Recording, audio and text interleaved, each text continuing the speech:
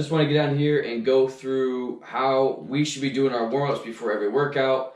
So I'm just going to kind of go through it and you guys can follow along. I also have some coaching tips in there, things that you guys can think about. Parents, if you're at home watching your kids do the warm-up, things that you can point out and say, hey, fix this.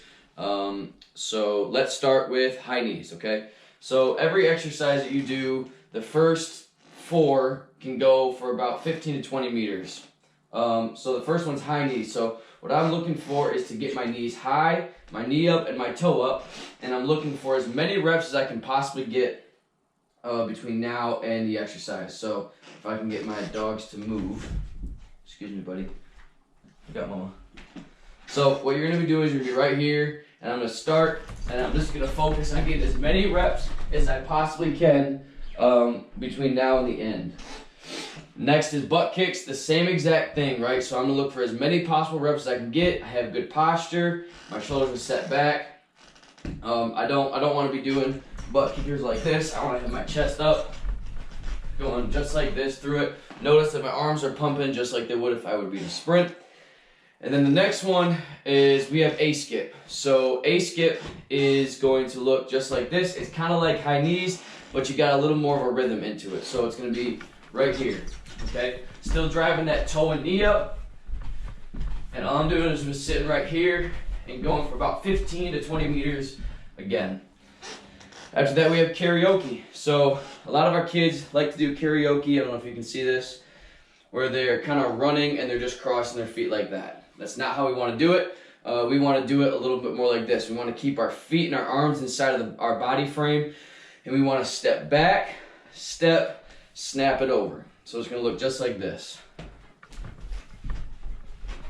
Okay, just like that. So then, those are the first 4 kind of dynamic warm-ups. The next one is called a panther crawl. I'm going to angle this down a little bit. There's my dogs again. Maybe a little more.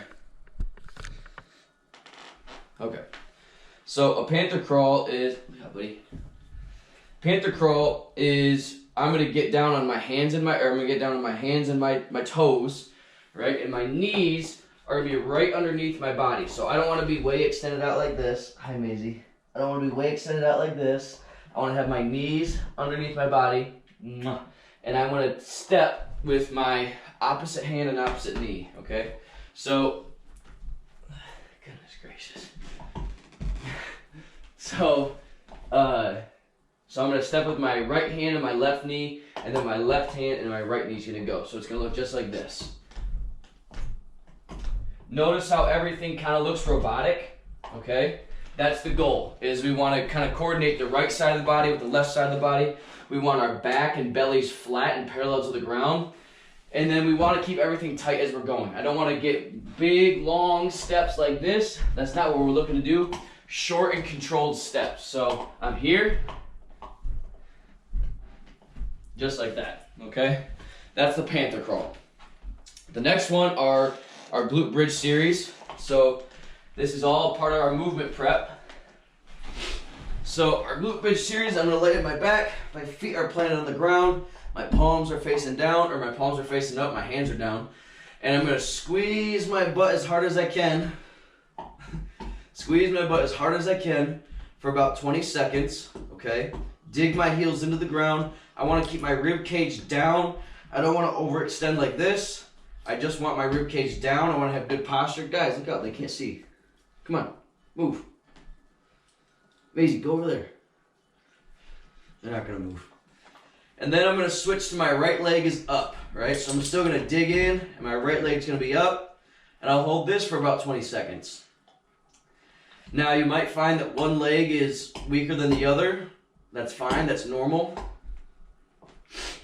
And then I'm going to switch to my left. Okay, so now my left leg is up in the air. Still pressing my hips up into the sky. Keeping my rib cage down. Just like this. My dogs won't leave me alone. Then I come back down.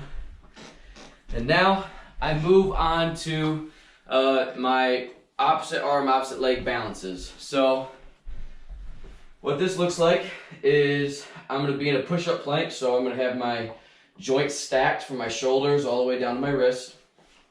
And what I'm looking to do is I'm going to pick up my right arm and my left leg, just like this, and I want to balance for about 30 seconds, okay? And then I'm going to switch to the other side. So then the last part is we're going to sit at the bottom of a squat for about 90 seconds. So, guys, really? Stop. I'm going to sit at the bottom of a squat for about 90 seconds. So let's just say, I know a lot of our athletes maybe a little bit tight, so they need help. So what they can do is they can grab onto the side of a couch, whatever they need to, and they're just going to sit, right? So they're just going to grab onto the couch, okay? They're going to try and keep their chest up, okay, and their back small, right? I don't want to be sitting just like this, okay? I kind of want to be here. You can hold onto the couch for help. You can grab onto your dog for help, right? Whatever you need.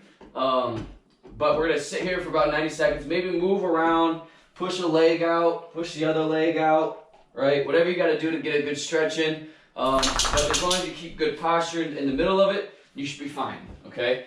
After that, you guys are ready to work out.